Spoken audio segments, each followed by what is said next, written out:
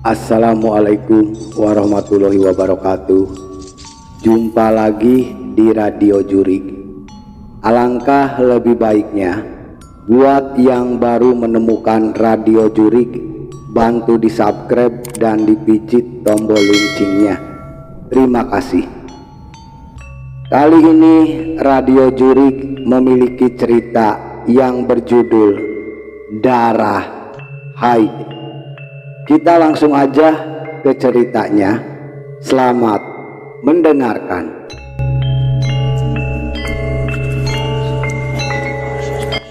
Namaku Rina.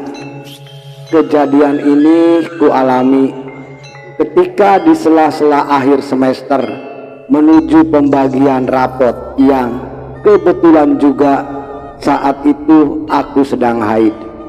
Aku seorang pelajar SMA kelas 2 dan tinggal bersama kedua orang tuaku.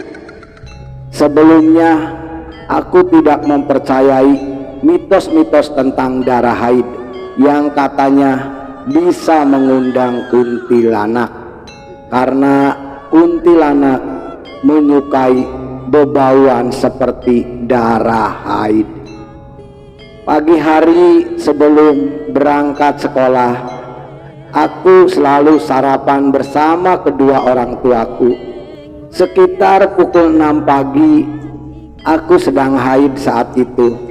Entah kenapa, rasanya seperti ingin mengganti pembalut. Padahal belum ada sejam aku memakai pembalut ini. Karena tidak nyaman, maka aku memilih mengganti pembalut di kamar mandi. Aku yang seorang pemalas membuatku butuh waktu sangat amat lama di kamar mandi hanya untuk mengganti pembalut. Saking lamanya hingga aku diteriaki ibuku kalau aku harus segera berangkat karena waktu sudah menunjukkan hampir 6:30. Setelah mendengar teriakan ibu, aku pun langsung mempercepat gerakanku karena bingung ingin membuang kemana pembalut ini. Aku masukkan saja ke dalam kantong kresek yang kemudian aku bawa dan aku taruh di sudut kamarku. Kunyalakan sepeda motorku menuju sekolah.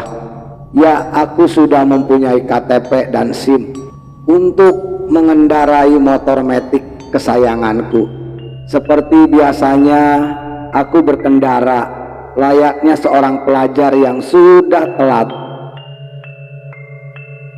Walaupun telat masuk sekolah, sebenarnya di sekolah pun bebas, tidak ada KBM. Suara klakson motorku memecah gerombolan pelajar lainnya di depan gerbang sekolah. Setelah memarkirkan motor, aku pun lega. Untung kagak telat, pikirku.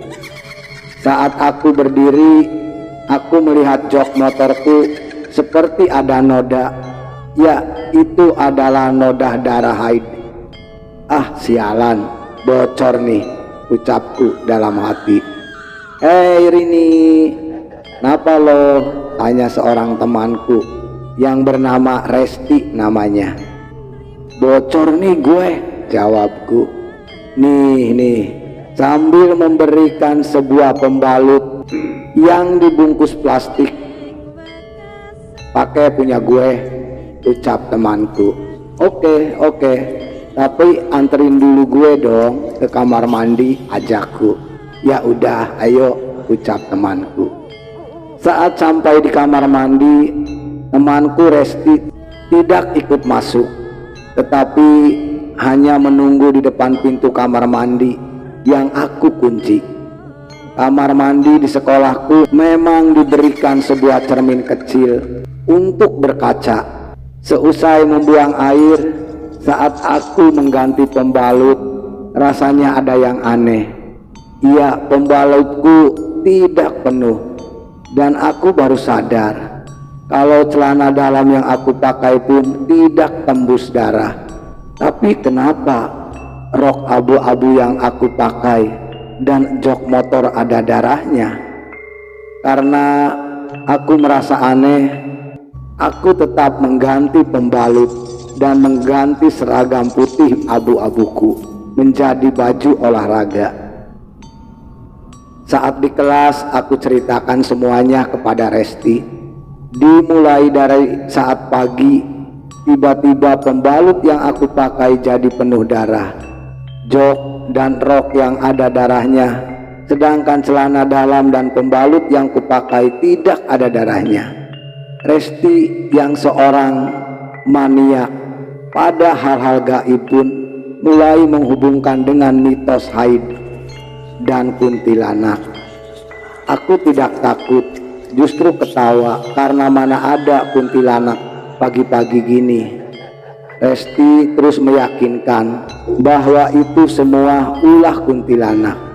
Dia pernah membaca sebuah cerita bahwa seorang perempuan tiba-tiba kesurupan karena tidak membuang pembalut bekas haidnya. Ketika mendengar cerita Resti tersebut, aku langsung bilang kepadanya bahwa aku tidak membuang pembalutku tadi pagi. Dan Resti jadi kesel dan terus menakut-nakuti aku. Sepulang sekolah, aku tidak langsung pulang, melainkan main terlebih dahulu hingga pulang sore sekitar pukul jam 5. Tok, tok, tok, bunyi pintu rumah yang aku ketuk. Aku ketuk berulang-ulang, tetap tidak ada yang menjawab atau membukakan pintu.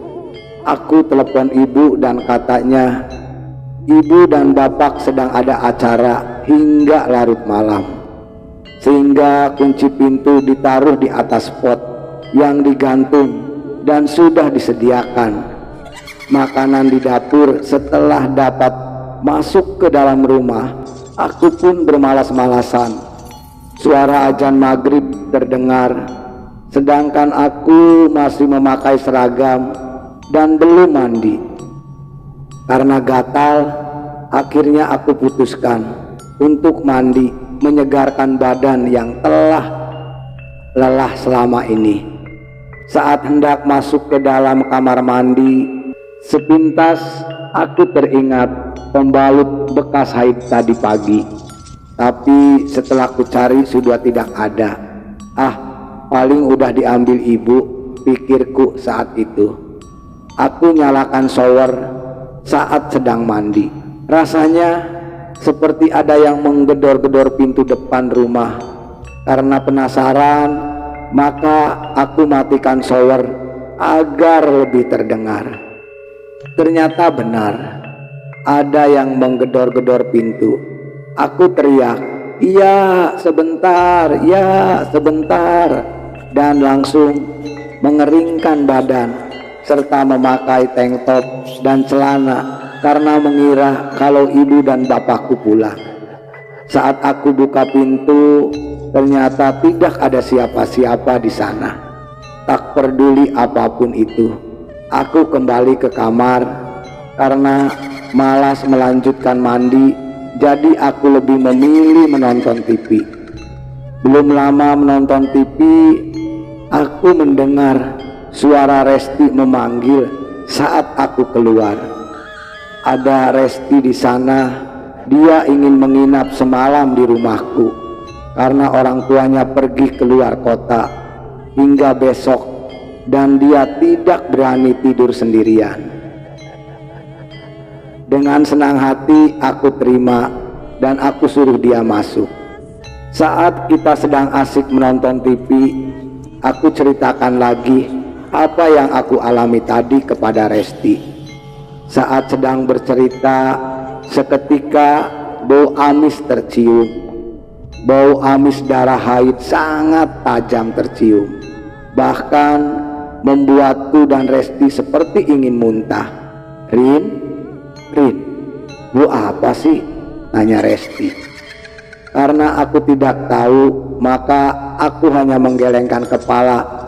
Seketika bau itu hilang dan terdengar pintu seperti ada yang menggedor-gedor sangat kencang. Res, please, gua takut banget. Tadi waktu gua mandi ada yang gedor-gedor juga, tapi nggak ada orang, ucapku kepada Resti sambil menutup kedua mataku seperti hendak menangis. Tenang Rin, ada gue di sini. Gue buka ya, jawab Resti. Saat Resti bilang seperti itu, aku menarik tangannya sambil bilang, jangan Res, jangan. Tapi dia tetap kekeh, keras kepala, ingin membuka pintu. Saat terdengar pintu terbuka, aku menangis karena ketakutan. Dan tiba-tiba sunyi, aku mencoba melihat ke pintu dan hanya terlihat pintu terbuka dan Resti berdiri mematung menghadap keluar. Aku benar-benar ketakutan. Aku sentuh pundaknya dan aku putar badannya. Terlihat mukanya penuh tatapan kosong. Aku berulang-ulang teriak memanggil nama, namun tetap tidak ada reaksi apa-apa. Tiba-tiba Resti berteriak, "Ah! Ah!" Kemudian matanya menjadi sangat lentik dengan gerak badannya yang sangat anggun. Dia berjalan berputar sambil mengapakkan tangannya seperti mempunyai sayap.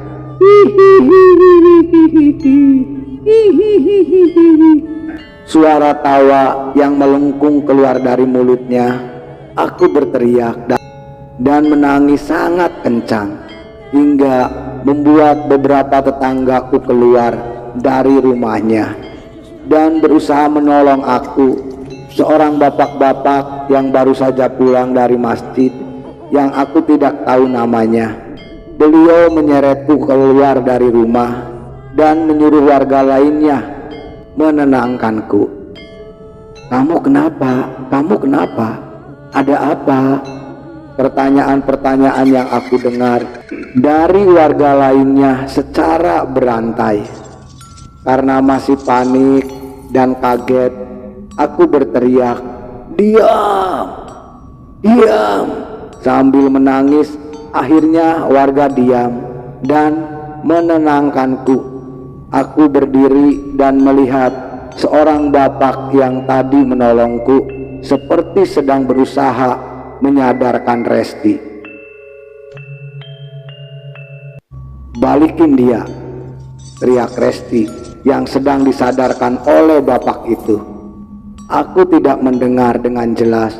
Bapak-bapak itu mengatakan apa saja yang aku tangkap hanya menanyakan siapa yang merasuk Resti dan tujuannya apa. Aku pun mendengar jawabannya, yaitu